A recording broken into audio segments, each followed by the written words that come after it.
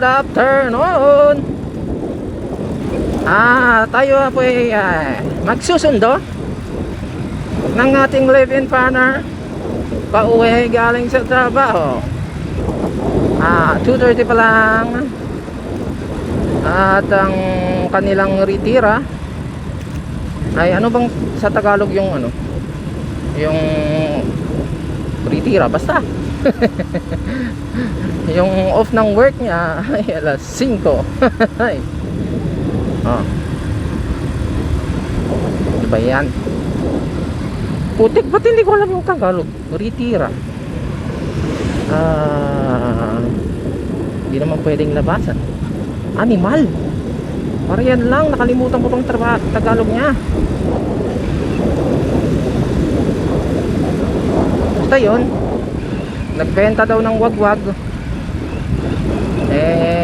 Tayo naman matyagang mag-atin sa kanya pa uwi kasi wala siyang service, wala siyang motor.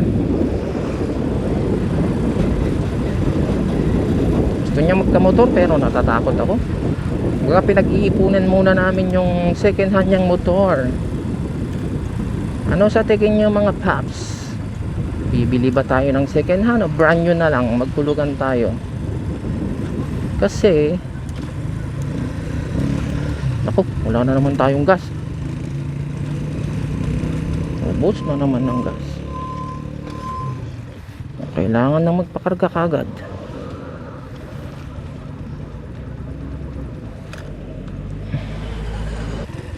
Tipid tayo ng tipid ng gas eh. Hi! Yung biyahe walang gas. So yun, ano kaya? Bibili kaya kami ng second hand o kaya yung brand new na lang tapos magda down payment o half the price tapos tsaka na lang ano. Tara, gas muna tayo.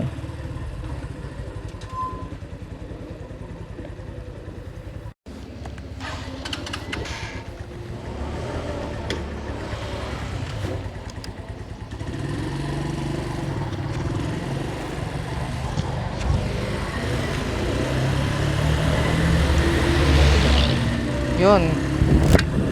Yung ganong scooter ang gusto ng asawa ko eh. Yung may gulay board. Rusi para basta China bike para mas mura.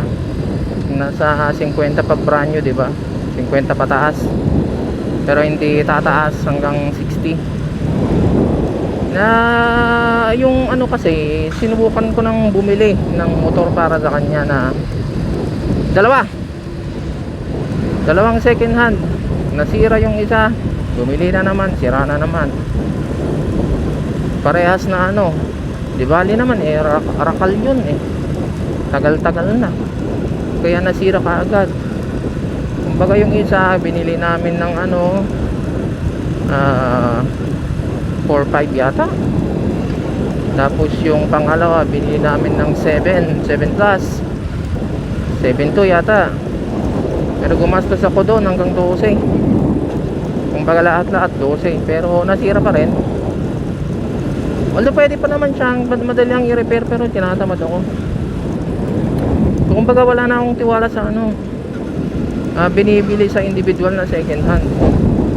Pero ang rason din naman rakal na yun eh. Ang tagal-tagal na nun eh. Pero kung magsi-second na ulit na kami ulit yung galing na sa kasa, nagtanong-tanong ako sa Rusi. Rusi lang naman matatanungan ko dito yung Rusi marami dito may sinabi na ano,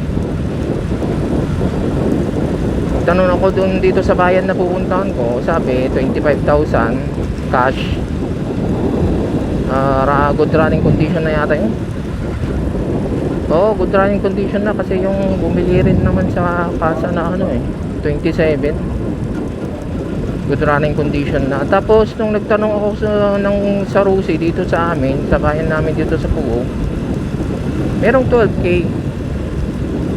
Pero ang problema, Sinabi naman niya yung problema yung cylinder daw, cylinder head.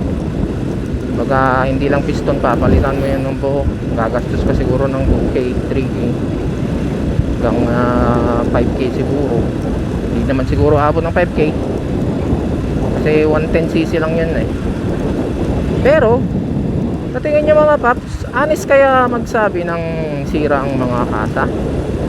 O baka may mga tinatago pa sila, mabenta lang nila? Kasi ganun ang nangyayari pag individual, di ba? Kadalasan naman pag sabi individual mo bibilin yung second hand mo, wala kang alam, hindi ka mekaniko, may mga sira talaga. Kumbaga sasabihin sa'yo, siguro sabihin na natin, sasabihin sa'yo yung 70%, pero yung 30% di sasabihin, yung 30% pa yun yung pinakamalala, hindi lang natin alam, di ba? Di ba? Gaya nung unang nabili namin, anong naging problema nun? Loose compression, putek, loose compression. Sinubukan kong i-repair pero hindi kaya pag mano-mano, kailangan mo talaga ng drill. Isa naman sa bumili na naman ako ng bagong cylinder, inimbak ko na, sinambak ko na nandoon sa garahe. Nakagilid, patay doon. So ano tingin nyo mga paps, okay kayang bumili ng second hand sa mga kasa?